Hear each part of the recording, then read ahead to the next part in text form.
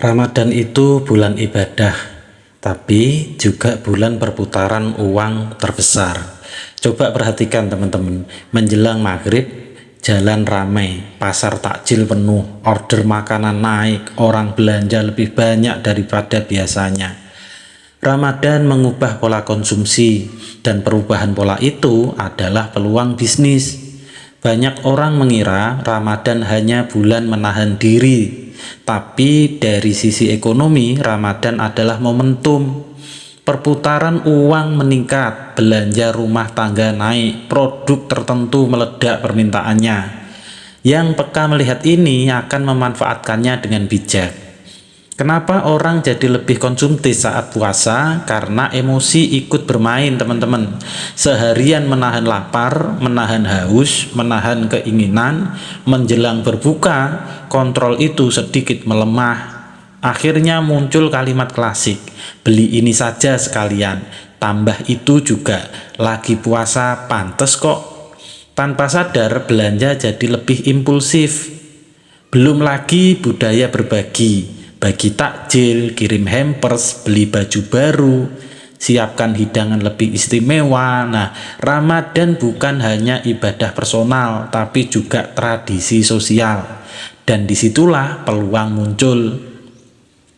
Takjil adalah contoh paling sederhana. Setiap sore jutaan orang mencari makanan berbuka. Tidak perlu restoran mewah, yang penting cepat, enak, dan terjangkau.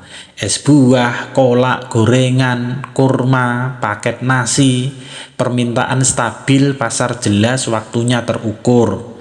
Lalu fashion, mendekati lebaran, orang ingin tampil lebih baik, baju muslim, gamis, koko, hijab, bahkan yang jarang belanja pakaian tetap membeli minimal satu. Ini bukan sekedar kebutuhan, teman-teman. Sekali lagi, ini adalah budaya. Belum lagi hampers, orang ingin berbagi, parcel makanan, kue kering, paket sembako, produk premium.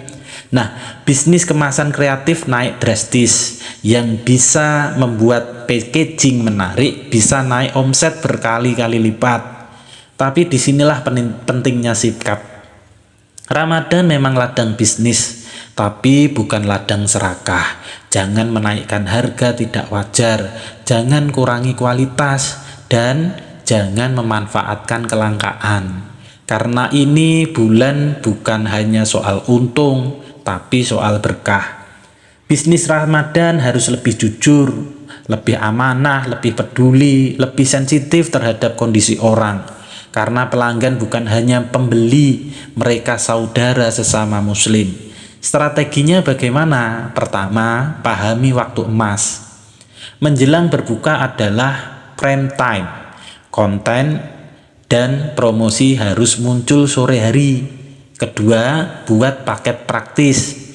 Orang tidak ingin ribet saat puasa, mereka ingin cepat dan simpel. Ketiga, gunakan sistem pre-order.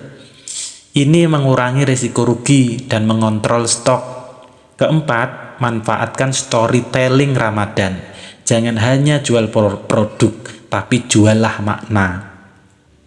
Contoh sederhananya begini, jangan hanya tulis jual kolak pisang, tapi tulislah maniskan momen berbuka bersama keluarga. Nah, emosi lebih kuat dari harga. Ramadan juga momen uji mental pembisnis. Karena permintaan naik, banyak yang tergoda instan, padahal bisnis bukan hanya soal momen. Gunakan Ramadan untuk satu, mengumpulkan pelanggan baru, membangun database, menguatkan branding, menguji pasar. Jangan hanya kejar omset sesaat. Ingat ini, Ramadan hanya sebulan, tapi relasi yang dibangun dengan baik bisa bertahan bertahun-tahun. Pelanggan puas saat Ramadan, bisa jadi pelanggan tetap setelahnya.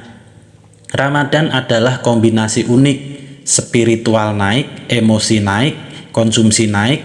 Yang cerdas akan melihat ini sebagai peluang, yang bijak akan menjalankannya dengan nilai. Karena rezeki bukan hanya soal angka, tapi juga soal keberkahan. Jadi pertanyaannya bukan Boleh tidak bisnis di bulan Ramadan, tapi pertanyaannya adalah bisnis seperti apa yang ingin kita bangun di bulan suci ini?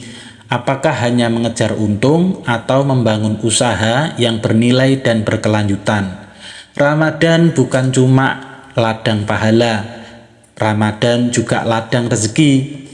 Tinggal bagaimana kita mengelolanya. Dengan cerdas, dengan etis, dengan niat yang benar. Karena di bulan ini bukan hanya uang yang dilipat gandakan, tetapi juga keberkahannya.